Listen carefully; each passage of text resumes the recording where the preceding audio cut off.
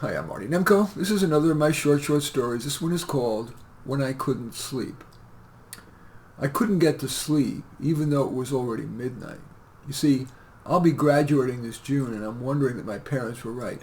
What in the world are you going to do with a degree in sociology? I have an internship at Rise Up, but I've heard that very few of the interns get jobs afterward. It's nice how this pro-worker nonprofit skirts the minimum wage law by hiring mainly interns, unpaid. Finally, I gave up trying to sleep. I tiptoed down from my apartment, and I saw the ground was wet. It had finally stopped raining, and I could smell that ammonia smell. I kind of liked that smell. But then it started to rain again, and I decided to drive around and see what the neighborhood's like at midnight. Most of the lights were out, and I wondered what the few that were on meant. Insomnia like me? What were they worrying about?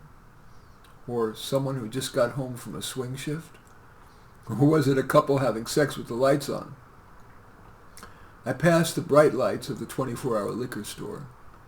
I felt glad no one was in there. It's kind of sad if someone needs to buy booze at midnight. But there were the vestiges of that life. An empty Colt 45 malt liquor 16-ounce can, an empty large bag of Doritos, an empty pack of Marlboros. I decided to drive into the side streets where there were nice single-family homes. Would their lights all be off? There were, except for one light in a small window at the top of a door that was embedded in a garage. I saw a grungy-looking guy stride out that door and go away. I decided to turn off my car lights and watch. In the next 5 minutes, 3 other people pulled up. Each one knocked 4 times, was let in, and within a minute walked out. It was a drug house. I hate drugs. In my sociology classes, they said that drugs are the poor man's scourge. I don't know if that's all of the problem, but drugs certainly don't help. I found myself getting angry as the stream of people, surprisingly, not just guys, some girls too, came in and then immediately left. I decided to call the cops, but I didn't want them to trace my call. I'd be scared to testify.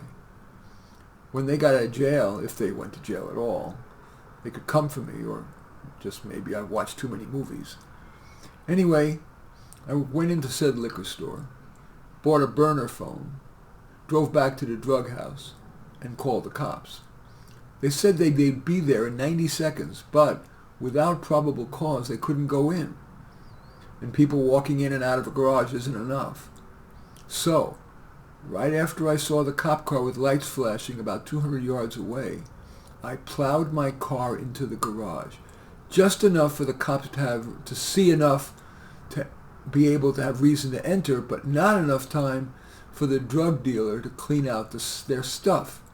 And indeed, I saw 5 guys and a meth lab. They were scurrying around like mice. I quickly backed out and drove away before they or the cops could see my license plate. Even though the cops could have chased my car, they didn't. I looked through my rearview mirror and saw 2 cops, guns out, running into the garage, and then the 5 guys were marched out with their hands up. I slept well. In any event, that story is called When I Couldn't Sleep. As usual, I welcome your thumbs up and accept your thumbs down. I always look forward to your comments, and especially like it if you hit the share button below. Share on your social media so that my efforts can have broader impact. And I am flattered if you choose to subscribe to my channel, and certainly would welcome your checking out any of my 29 books. They're all on Amazon. Just go to Amazon and search on my name, Marty Nemko, Nemko, and you will find more than you can stomach. In any event, I do thank you for watching. I am Marty Nemko.